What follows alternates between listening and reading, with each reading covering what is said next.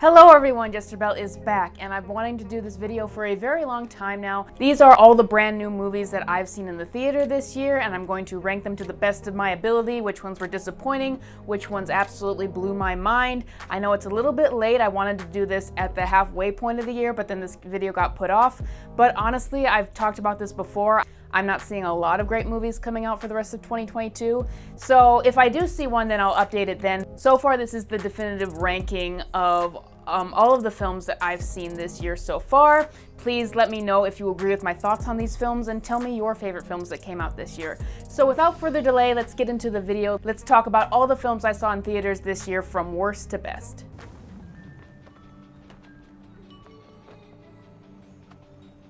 Oh.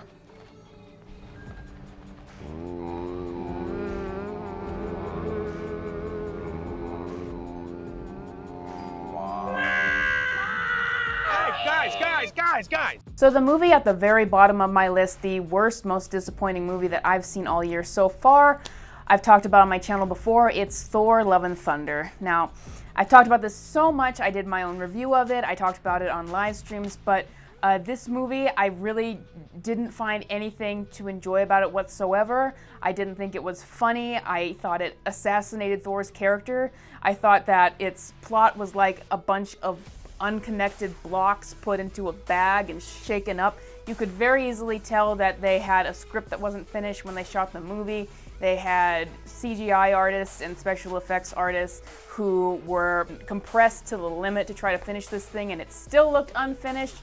And they had good characters and good storylines that could have been done so masterfully with Jane Foster's cancer and with gore. Christian Bale was a highlight. But even with Christian Bale, he didn't really know what to do. He would play the character of Gore very seriously one scene and then play him up a little bit comedically in another scene. It's rock bottom in terms of MCU films that I've seen so far, and I love what was the original MCU. And that kind of hurts that I now have to call it the original MCU. I found absolutely nothing to enjoy about this film. It was a miserable experience. I suffered through it twice, and I usually go see Marvel movies 3 times or more, and I would not be bothered to see it a 3rd time. So that is why Thor: Love and Thunder is rock bottom on this list. So the next movie on my list, this one will be this one leads out of the last one I talked about very well, because I actually saw this movie because of Thor: Love and Thunder. So the next movie on my list, in terms of we're kind of at the bottom still, we're going to the worst films I've seen this year, it's DC League of Super Pets. My dog's the best, but he's not the greatest with other animals. What is new with you, fellow normal dog? I know, I would never ever go see movies like this. I saw the trailers, it looked like it wasn't for me, it looked like it was dumb, it was for very, very little kids. I didn't understand why DC was making this when they can't get their other properties off of the ground. The story behind seeing this film is I had Regal Unlimited for another day or two, and I just wanted to see a movie so bad, but I didn't want to see Thor: Love and Thunder one more time, and so I asked my brother if he would want to go see Thor again or if he would want to go see Super Pets, and he said Super Pets, so we were just kind of laughing at ourselves going to see this movie. Now, it is second to the blast on this list. I don't think that it's a bad movie for very, very young kids. You know, it's just a simple story about Crypto the super dog has to go rescue Superman. There were some jokes that I kind of chuckled at. It really relies on puns and, you know, references and pop culture humor. And, you know, it's very easy stuff to try to get the parents and the kids. It really did feel like Secret Life of Pets if you did it with DC characters and the Super Pets. Like I said, I chuckled a little bit through the movie. I was entertained by it even though it wasn't for me. So that's why it's so low on the list, but I'm not hating on it as much as other people are. I do think that if you have very young kids, they'll like it. But that's why it's second to the last on my list. Yes, I did see DC League of Super Pets. Sue me. Every night, I dream the same dream. So the next movie I saw on my list is Doctor Strange 2. This is still going through movies that I was really disappointed by. With Doctor Strange 2, I had been looking forward to that more than any other Marvel movie that had been announced, because they said that they were going to do a horror superhero movie. And if I was to pick two favorite genres, I would pick horror and superhero, and they were combining the two. And when they got Sam Raimi on board, that made me even more excited. I was like, you know, even if maybe the writing will be a bit messed up, but I will love the movie just because of what it tries to do stylistically. And unlike Thor: Love and Thunder, I did find some things I liked about it. I enjoyed some of the visuals that they did and some editing choices that I hadn't seen in movies for a while. There were lots of references to Sam Raimi's own horror films. Unfortunately, that wears off. Those little moments of the horror style, they wear off when your story is so bad and so broken and you assassinate multiple characters. I really thought that Doctor Strange could be one of the new Tony Starks of the MCU going forward. He had a lot of momentum as a character after Infinity War and after No Way Home, and so did Wanda, but they really misunderstood who Doctor Strange is. They did this new storyline about him realizing that he's the same in every universe, thinking that he's a force of destruction, and that really hasn't been his character. When I became a doctor, I swore an oath to do no harm, and I have just killed a man. I'm not doing that again. Scarlet Witch is totally character assassinated. They took her way too far into evil territory, and they did not justify it enough with her insanity, so it made it so I don't want to see more of Scarlet Witch, this version, and I love Elizabeth Olsen in the role, but they went too far with her, and she's unrecognizable from the character that she was in Infinity War. Not to mention, they really didn't even utilize the multiverse thing. They just go to like maybe 3 or 4 multiverses, and when they go there, they just meet a bunch of dumb characters. This movie really relies too much in its writing with making people do dumb decisions, whether it's Doctor Strange accidentally telling Wanda where America is, Mr. Fantastic and the Illuminati and all the dumb decisions they make. It's just absolutely broken writing. Terrible, disappointing movie. I really wish it had turned out, but that's why it's so low on my list. See? Not so bad.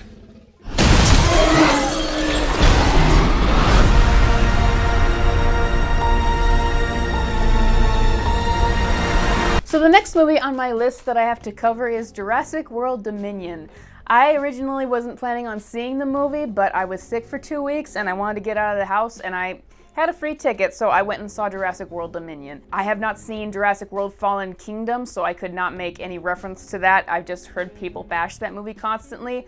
With World Dominion, I wasn't expecting to be entertained by it, and it was still a terrible, broken movie where nothing made sense. It was really long. Sam Neill, Laura Dern, and all of the returning characters from the original Jurassic Park franchise felt like they were doing a reunion Saturday Night Live sketch. They did not feel true to their original characters. They just felt like they were there last minute for some fan service. But the story really wasn't about dinosaurs. It was about Chris Pratt and Bryce Dallas Howard trying to rescue this little girl, and through that they keep talking about how she maybe can create a genetic cure for people.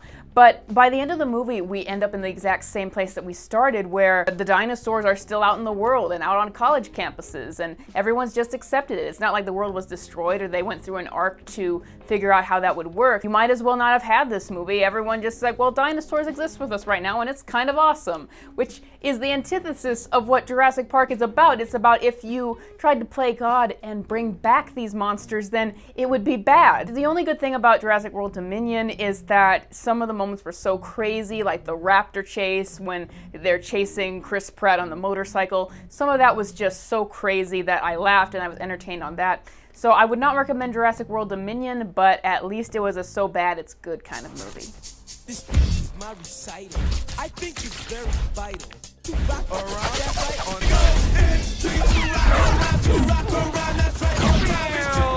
So getting higher on my list, we have Sonic the Hedgehog 2. I surprisingly saw this movie twice. I only intended to see it once, and I wanted to see it because Sonic the Hedgehog 2 for Sega Genesis is probably my favorite video game of all time. I grew up with that franchise, and I always thought that they could do really well with that franchise if they could just get their stories right and adapt it into movies and TV shows. So the movie was a mixed bag for me, though. I did a review on the channel before about this.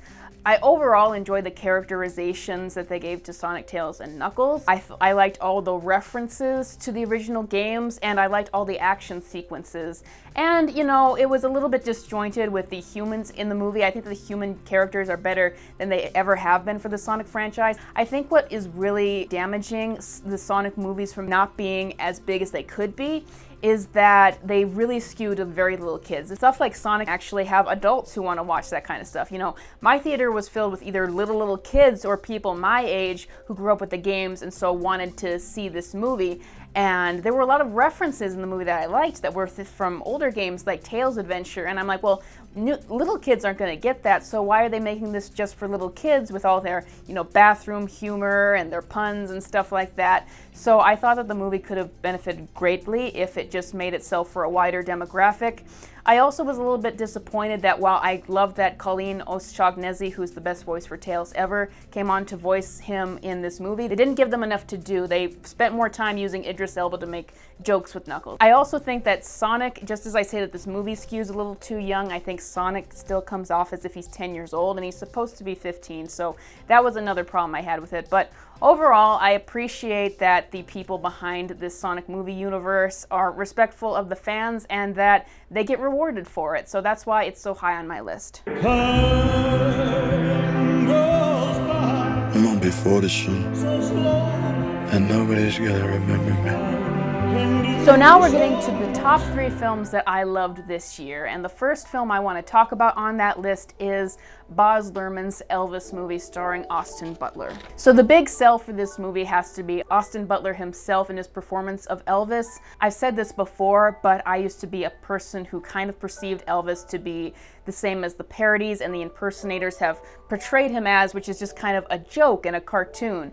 But what I loved about this movie is Austin Butler made Elvis a real person and a character to me, a character that I cared about and that I empathized with, and nothing has ever done that before. I would never listen to Elvis music, I would laugh at him. Now I'm listening to Elvis music, and I can't believe that. The editing choices in this movie, some of them I really liked because some of them really sold how big Elvis was at the time and what that would be like now. Like there's the initial performance he's doing at the hayride, and he's doing the song, and then all of a sudden it kind of goes into like this guitar riff, and there's actually a beat drop in there, and it really gave this feeling of intensity and excitement that they must have felt back then, and it really hit home why he was the big sensation that he was and why no one had ever seen anything like this before, and how he opened the doors for other musicians coming after him. It also had a very sad ending that was very true to real life, and I love it when movies have sad endings that can allow themselves to have on a sour but really honest note. There were other editing choices I didn't really like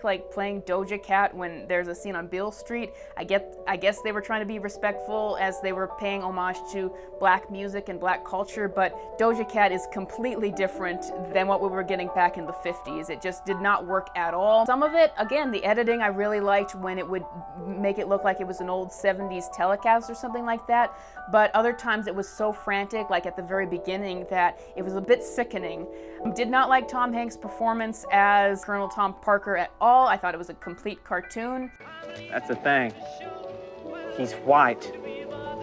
He's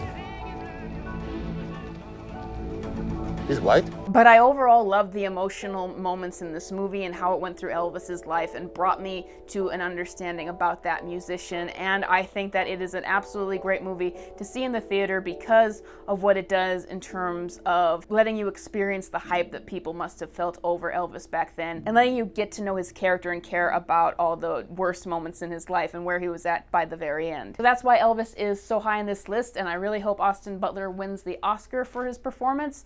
But we'll see, because the Oscars are a bit weird.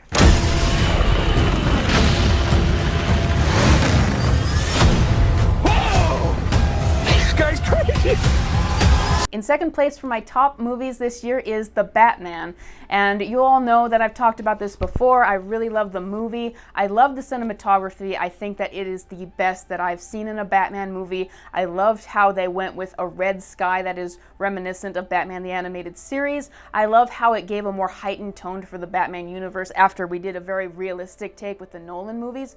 Robert Pattinson quickly became my favorite Batman of all time. I absolutely love how he dealt delved into the freak nature of Batman, which once again, as much as I love Christian Bale, he had a different take on the character and hadn't explored that yet. Robert Pattinson made me care about seeing his Batman first before any of the other villains, even though things like Paul Dano's Riddler and Colin Farrell's Penguin were very, very good. Jeffrey Wright is also my favorite Commissioner Gordon of all time. Zoe Kravitz I thought could have been a lot better as Catwoman. The Batman-Catwoman romance felt a little bit forced. Not that Batman and Catwoman is forced, but just that it's like they were doing the relationship because they knew that the audience would expect it because it's Batman and Catwoman, rather than building it up organically in this universe. And I felt that Christian Bale and Anne Hathaway had a bit more natural chemistry and build up for that. If I'm comparing it as a first movie, I actually would say I think Batman Begins is better, just because Batman Begins had, I think, a more solid story, and it really did well to weave in the themes of fear. It really did well to develop all of its characters, whereas the Batman left some characters short, like we don't really know anything about this new Alfred. So I overall think Batman Begins is superior, but this is a really great start, and that's why it's so high on my list. Now, my top movie of the entire year, I saw 6 times in the theater, and I think everybody knows what it's going to be. It is Top Gun Maverick. What the hell? Good morning, aviators. This is your captain speaking. And we're off. I remember when I was laughing at this movie because it had been put off for so long. I said it's not going to do well, it's going to be just another bad reboot, but it blew my mind. It's everything a movie should be. There is not one scene in this movie that you want to miss, because every scene is building on the story and the characters, and it balances out the drama and the action so well. It's so exciting to see a movie that uses so much in the way of practical effects. Actual F-15s were used in this film. The actors were so good in this film, it made me care even about the most minor characters in the movie. Like, I was actually invested. I was worried that 2 of the characters who were just supporting characters were going to die at one point in this film. Miles Teller, apart from Tom Cruise, I really loved him in this film. I have not seen him in very many movies, but he was absolutely perfect as Goose's son. I loved how he portrayed that very emotional scene with Tom Cruise, so I want to see that actor in many more things, and I hope that this gives his career a massive boost. It really builds on the original film, and it takes a character like Maverick and asks the question, is he still relevant? Can he still be relevant now? And answers it in a very emotional way, and even in a meta way, because it's taking an old movie and giving it a sequel and making it accessible and entertaining for audiences now. And it's like just the movie we needed. It's also a pretty positive movie, and after COVID and after everything that's gone on, I think people want that. People want films like this that bring people together. There really is not one criticism that I have with this film. It's just, it's perfect. I mean, I guess if I was to give it one criticism, it's that we have high nor hair of Kelly McGillis as Charlie. We get references to all the other characters from that film, but we don't hear from Charlie. I mean, they even gave her and Maverick a theme song because their relationship was true romance, wasn't it? It couldn't have just been a meaningless fling. You can't write a song for a meaningless fling, can you? Can you? I'm just kidding. I know the reason that Kelly McGillis wasn't in this movie, but we won't talk about that. Get rid of that. Get rid of that.